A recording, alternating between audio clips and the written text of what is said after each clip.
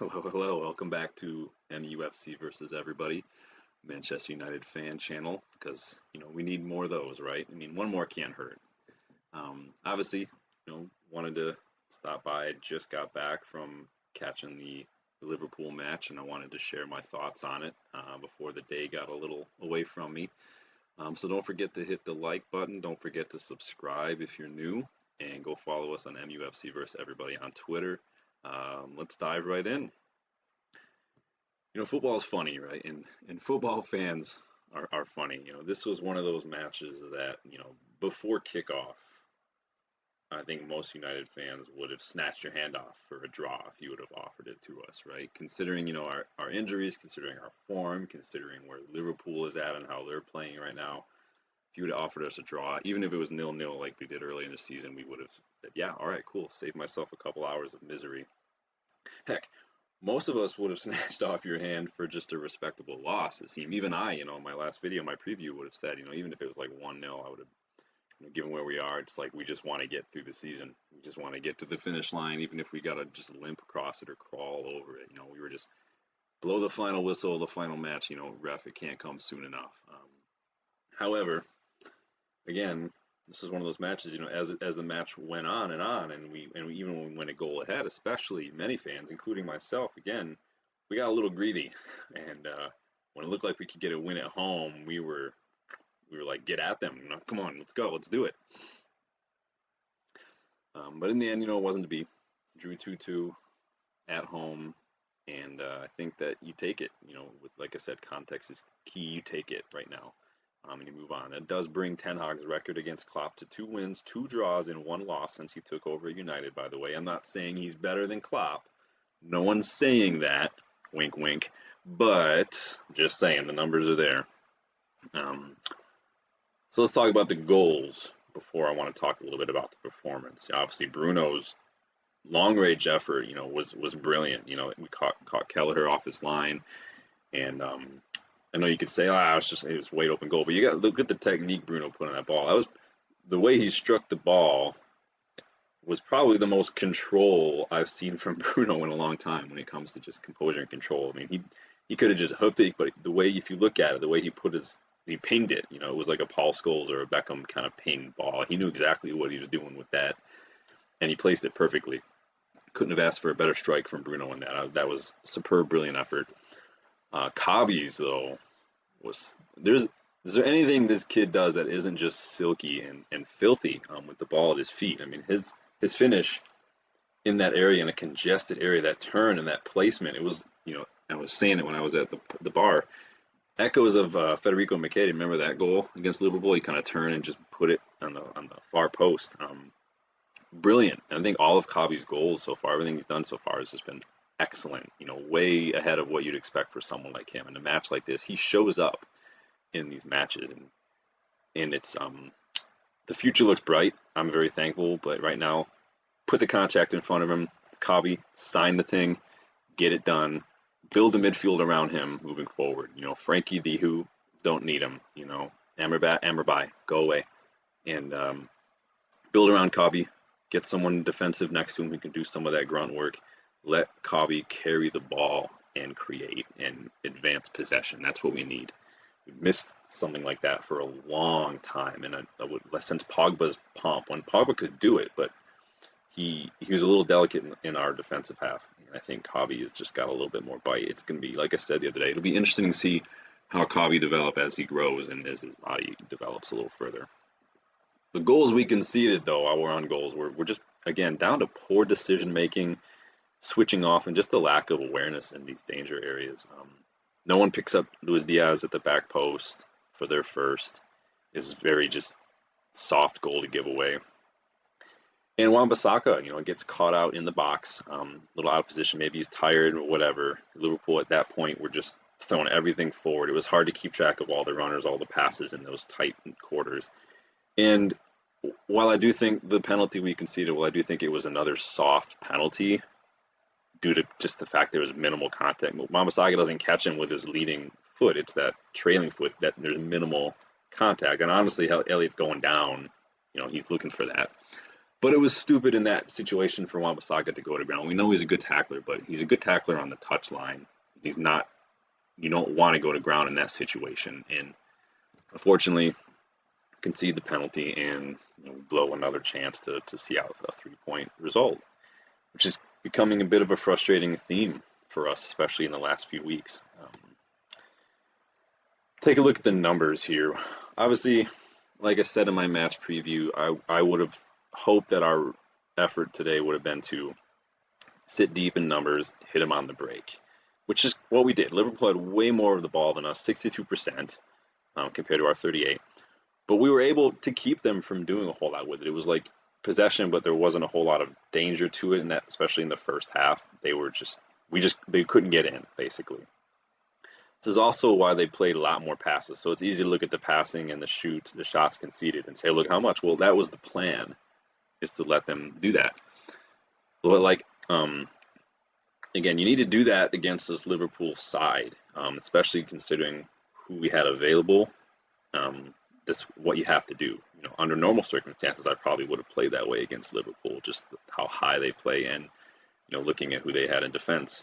You take your chances. We should have gotten the ball to Rashford a little more, especially after Connor Bradley went on that yellow early on. If we could get the ball to Rashford and put Bradley in these one-on-one situations, I think he could have seen the second yellow very easily.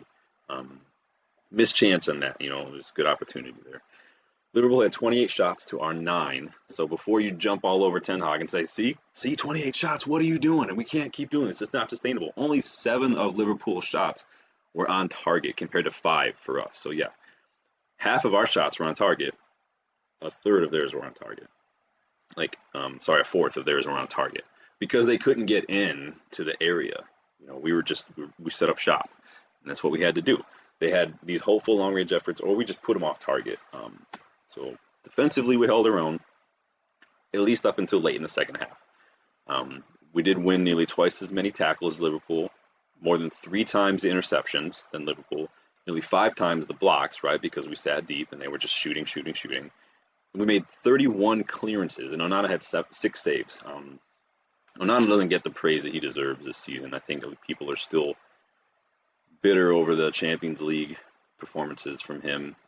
And I to a degree as well. I mean, obviously he was at fault, but he's been playing out of his skin, making a lot of really good saves. He's been keeping us, and he's so composed on the ball when we're up against the press. It's not his fault that he doesn't have the defenders that Ten Hag wants. Doesn't have better defenders who are better with the ball at their feet when we're trying to kind of play out from the back.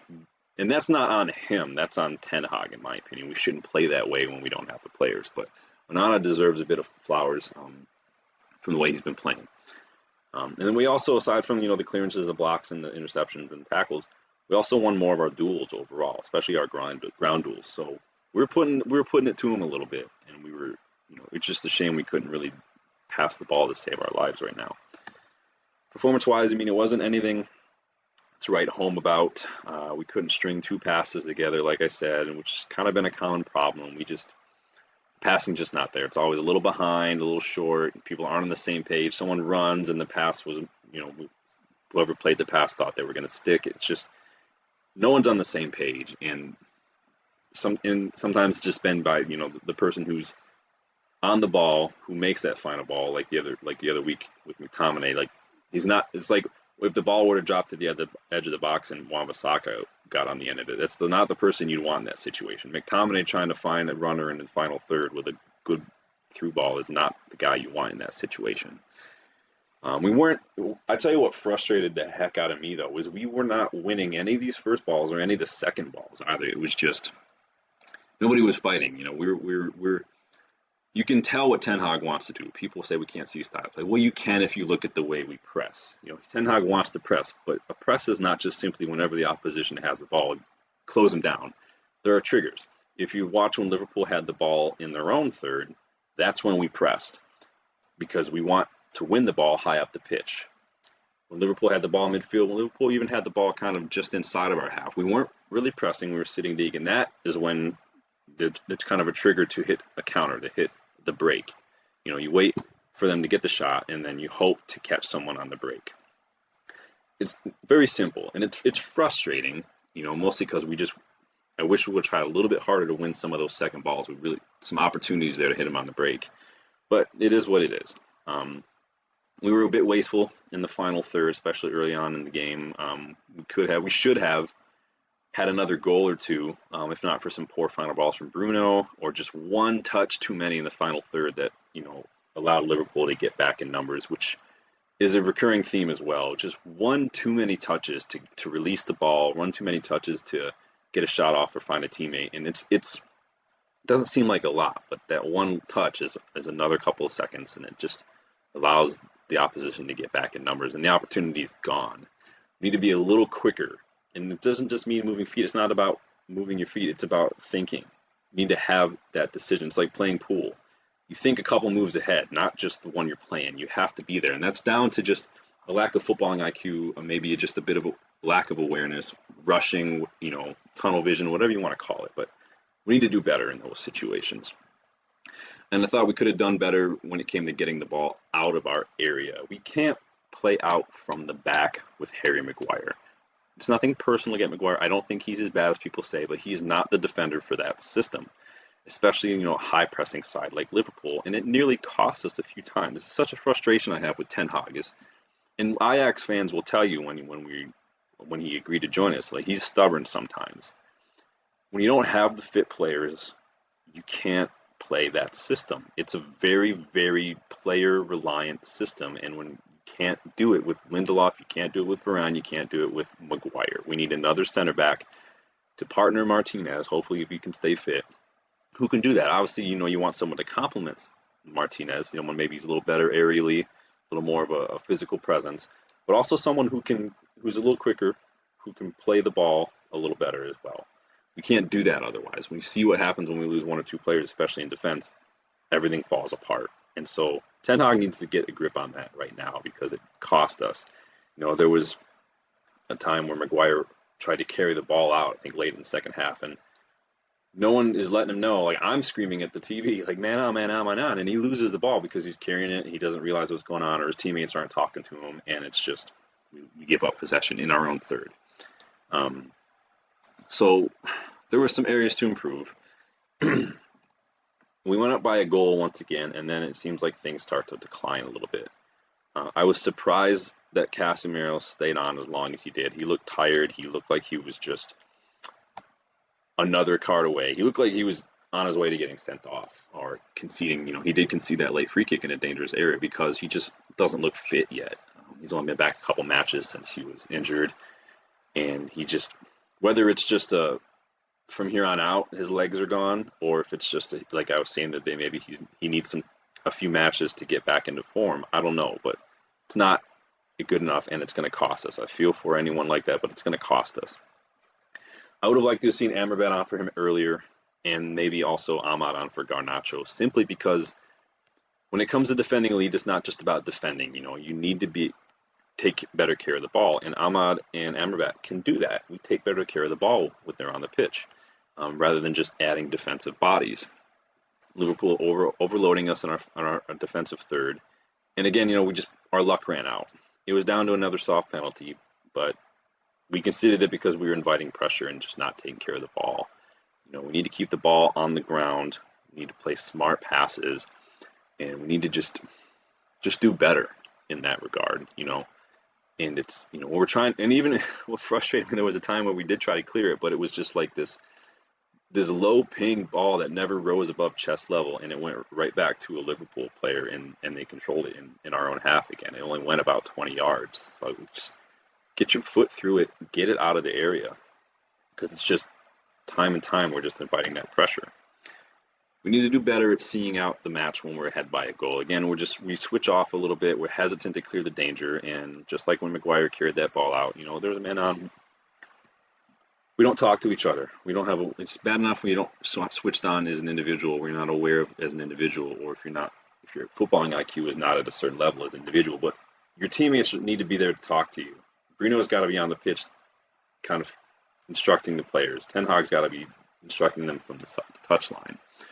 Where were teammates to let Maguire know he needed to get rid of that ball? Where was his awareness? It's moments like these that will be the difference maker in matches, in big matches, and moments like these that can be difference maker in trophies, difference maker in league titles, difference maker in top 4 finishes, difference maker in manager keeping or losing their job.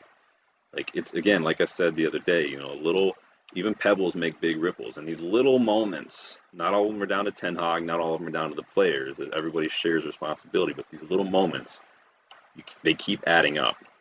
It's like people think like, oh, that big car repair, is going to be the big difference maker. Like that's not as big a deal as the $5-6 latte that you get every single day on your way to work. One car repair over the course of over a year is fine, but when you get $5 spent every day, you're looking at $150 a month every month almost. Like it's the little things that add up, and we need to do better in those moments. Raise the floor of the performance, raise the floor of our squad, and you'll see things get better. All that being said, a draw against this Liverpool side, again, context is key, isn't a horrible result. Yes, it's at home, but did anyone really think that we were going to get a result today? I didn't. The pundits didn't. The media didn't. I don't think Jurgen Klopp and Liverpool thought we were going to get a result today. At the end of the day, it hurts Liverpool's title charge. It hurts the farewell party. Ten Hag will still get stick, though, right? Even for drawing a match that he was never expected to win, he'll somehow still get stick for it. It's a thankless lose-lose job being a United manager, so I'm sure he and the players will be disappointed in yet another opportunity drop to get 3 points. But this against this Liverpool side, what can you hope for? It's 2 draws against them this season, and a win. And that's a big deal. I think people need to keep that in mind now. The real bummer is, though, that it doesn't really help our bid to get European football. West Ham are not that. I think they're a point behind us now. We do have a game in hand, but still, it's looking less and less. Let me look at the table anyway. West Ham are. So we're in 6th, 49 points. West Ham, we played 31 matches. West Ham, we played 32. They're at 48 points. And then you have Newcastle on 47 and Chelsea now who are on 44. I think Chelsea are drawing right now with Sheffield United. Our match is almost done. It's 2-2. So Chelsea might help us out a little bit. But again, I think that Champions League is out of reach, obviously. Europa League could also be out of reach. I think, again, the best chance we have is the FA Cup. So this is one of our toughest matches in the home stretch. We still have Arsenal. Brighton can go either way, in my opinion. But you also never know what United side is going to show up against these other teams we should be beating. Hopefully this is something we could build on. We didn't really build on the FA Cup result, but hopefully the players haven't given up. Hopefully they still think there's something to play for. Hopefully some of them aren't thinking about the Euros already. I mean, we have matches to play. We have a season to finish. We have a cup competition that we could still win. So did this result help Ten Hag? Did it hurt Ten Hag? Did it change anything? Did you see anything out? Oh, real quick though, shout out to Willy Campbell, Big Willie style. What a performance! Full debut for this kid, and he gets it. He gets what it is to be a United player does, and he was getting the crowd pumped. He was putting in his tackles. He was putting in the hard yards. And he'll learn from this. He's 19 years old, but what a performance. It's a sad indictment of where some of these players are when the 19-year-olds can come in. The Garnachos, the Mainus, the Campbells come in, and they look 100 times better than some of these Champions League winners. They put in 100 times more effort than, some of these other players have. But shout out to Willy Campbell. What a performance from this kid. The future looks bright again with our youth. So yeah, did this help Ten Hag? Did you see anybody stand out? Did you have anybody particularly you thought really should have done better? Who would be your pick for the next match? Let me know your thoughts. Don't forget to like the video. Don't forget to subscribe if you're new, and go check us out on Twitter. I'm going to post the link to the video on Twitter. Check it out and leave your thoughts in the comments. Thanks, guys. I'll see you later on.